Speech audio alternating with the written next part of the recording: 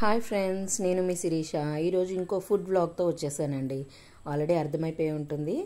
సొరకాయ చూసారు కదా, దీంతోనే ఈజీగా సొరకాయ తొక్కు పచ్చడి ఎలా చేయాలో చూపించబోతున్నాను. సొరకాయని ఆనపకాయని కూడా అంటారు. ఓకేనా అండి. సో దానికి కావాల్సినవి మనం జీలకర్ర, ఓ పిడికెడు పలుకులు, ఇంకో పిడికెడు శనగపప్పు తీసుకొని చక్కగా ఫ్రై చేసుకోవాలండి. ఇలాగ మనం ఈ తొక్కుని వేస్ట్ చేయకుండా కడిగేసుకొని చక్కగా ఇలా పచ్చడి చేస్తే మంచి హెల్దీ ఫుడ్ ఉంటుందండి. అండ్ వేస్ట్ కూడా చేయకుండా ఉంటాం అదనమాట. సో ఇలా ఫ్రై చేసుకున్న తర్వాత కొంచెం ఎండుమిర్చి తీసుకోవాలండి. ఎండుమిర్చి నేనైతే ఒక 8 తీసుకున్నాను. మీకు ఎంత కారం కావాలో దాన్ని బట్టి మీరు తీసుకోవచ్చు. దాన్ని కూడా అంటే లాస్ట్లో వేయాలి, ముందు వేయకూడదు. ఎండుమిరపకాయలు ముందు వేగిపోతాయి కదా, అందుకు. సో అలా వేగిపోయిన తర్వాత ఇలాగ ప్లేట్లోకి పక్కకు తీసేసుకోవాలి. అదే కడాయిలోని ఆయిల్ ఉంటుండగానే మనం కడిగి పెట్టుకున్న తొక్కు ఉన్నది కదండి, దాన్ని తీసి వేయాలి.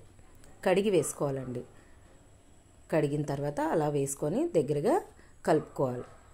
అది అలా కలుపుతుండగా మనం ఇంకొక పిడికిడు అనమాట, ఎక్కువ కర్ల ఒక పిడికిడు అంటే ఒక కప్ అనుకోండి, అన్ని ఆనపకాయ ముక్కలు కూడా వేసుకోవాలి. అంటే కొంచెం జస్ట్ ఫర్ బైండింగ్ అనమాట. అవి కూడా వేసిన తర్వాత ఒక 2 టొమాటోస్ అవి కూడా వేసి మనం మగ్గించుకోవాలండి. చూసారు కదా, దానికి చిన్న నిమ్మకాయ సైజ్ అంత చింతపండు అనమాట, అది కూడా వేసి చక్కగా కలుపుకోవాలి. చూసారు కదా ఎలా కలుపుతున్నామో. అలా కలుపుకున్న తర్వాత దానికి కొంచెం పసుపు, సరిపడా మనకి ఎంత కావాలో అంత ఉప్పు, మనం ఎంత ఉప్పు తింటామో అంత ఉప్పు వేసుకొని, నేనైతే కొంచెం ఇంగు వేసానండి. నేనైతే వెల్లుల్లిపాయలు, ఉల్లిపాయలు అవి వేయలేదు. అంటే కొంతమంది వారాలు అవి చేస్తుంటారు కదా, అలాంటి వాళ్ళ కోసం కూడా వేసుకొని, మేము ఎక్కువ ఇంగు వాడుతూ ఉంటాం అది. సో అది కూడా వేసుకొని అలా కలుపుకున్న తర్వాత దానికి కొంచెం వాటర్, జస్ట్ మగ్గడానికి సరిపడా, ఎక్కువ మునిగేలాగా వేయక్కర్లేదండి.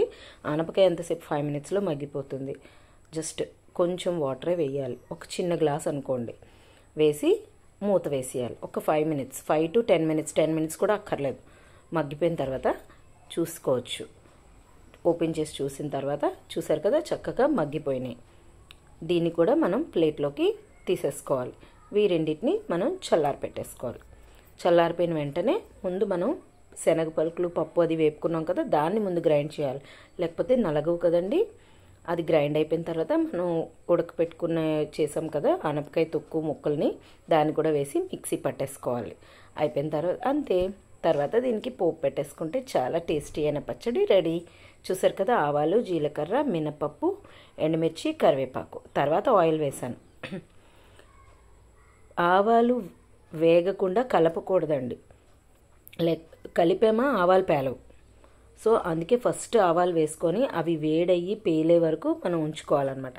చూసారు కదా, నేను అంతా అయిన తర్వాతే గరిటె పెట్టాను. సో అయిపోయిన తర్వాత మనం పచ్చట్లో కలిపేసుకోవడమే. పోపు వేస్తేనే దాని అందమైన టేస్ట్ అయినానండి. పోపు లేని పచ్చడి ఏమీ బాగోదు, అంతే కదా. అదే హైలైట్ అనమాట. సో ఆ పోపుని తీసుకొని మనం పచ్చట్లో కలిపేసుకోవడమే. చూసారా, దానికి ఒక రకమైన అందం వచ్చేసింది. టేస్టీ అయిన పచ్చడి రెడీ. చాలా టేస్టీగా ఉంటుందండి. అందరూ తెలీదు అసలు మీరు ఆనపకాయ పచ్చడి చేశారా అనేసి, అంత బాగుంటుందన్నమాట. డౌటే రాదు అసలు. చెప్పకుండా పెట్టండి ఈసారి మీ ఇంట్లో. థ్యాంక్ యూ ఫర్ వాచింగ్ అండి.